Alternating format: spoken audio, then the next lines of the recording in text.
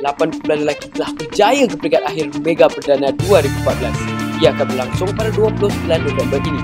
Bukan itu saja, 5 lagi kumpulan wanita akan turut bertanding.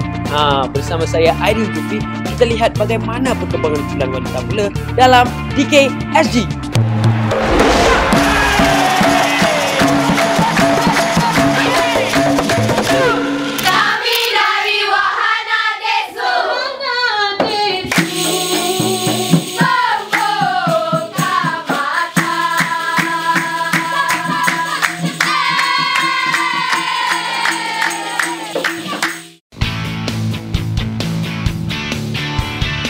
Wahana Deksu ditubuhkan sejak 1993 kan?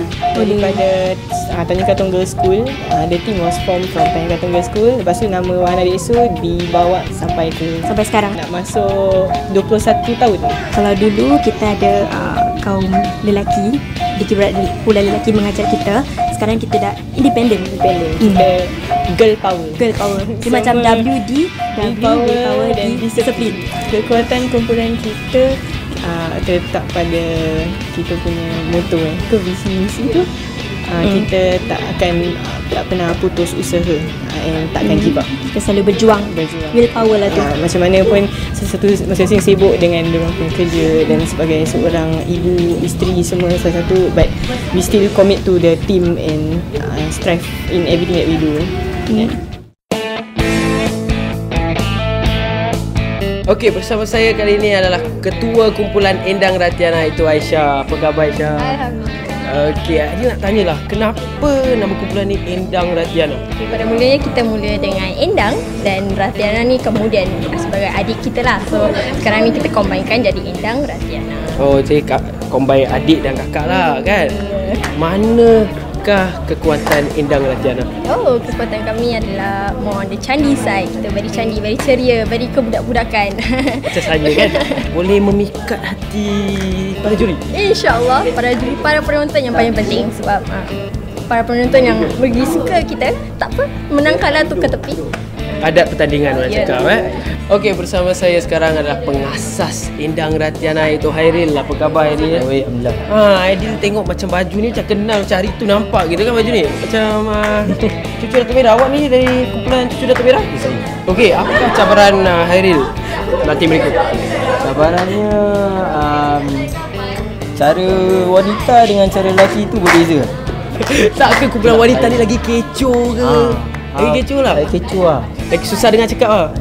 Okey lah, kadang-kadang kan macam Okey lah, saya wish you guys all the best. Kumpulan wanita Dania Anika juga turut layak ke peringkat akhir Mega Perdana. Makna Dania Anika ni sebenarnya menghampiri keindahan. So itu maknanya kita akan selalu bekerja keras untuk mencapai kejayaan lah.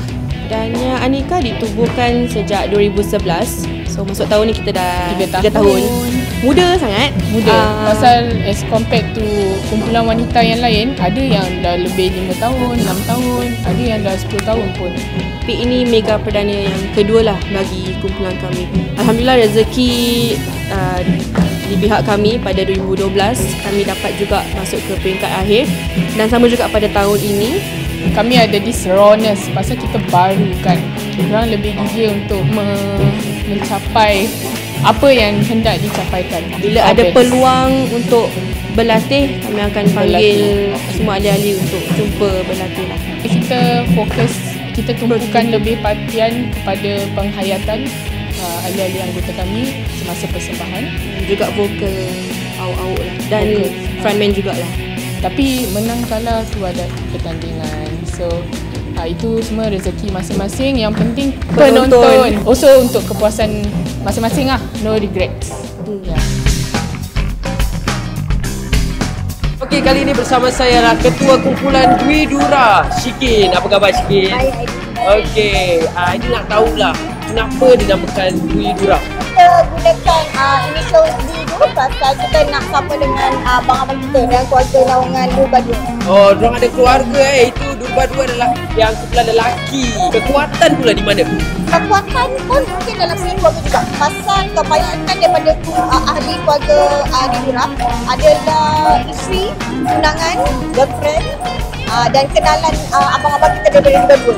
jadi bila diorang datang sini kita pun sebab ikut. Jadi kita macam boleh spend time lah.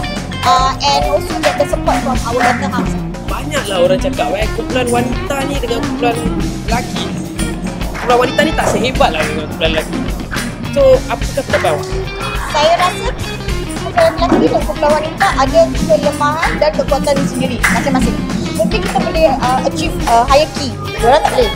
Mungkin diorang boleh achieve lower key. Tapi memang tak menafikan yang suara mungkin lebih lantang dan lebih hebat daripada kumpulan wanita. Saya rasa rata-rata dalam setiap kumpulan yang bertanding semua ada equal chance. Sangat orang cakap semangat ni nak menang tau, nak menang. Idea ucapkan all the best. Kumpulan terakhir wanita dalam Mega Perdana, Sri Kandi juga akan giat membuktikan kebolehan mereka.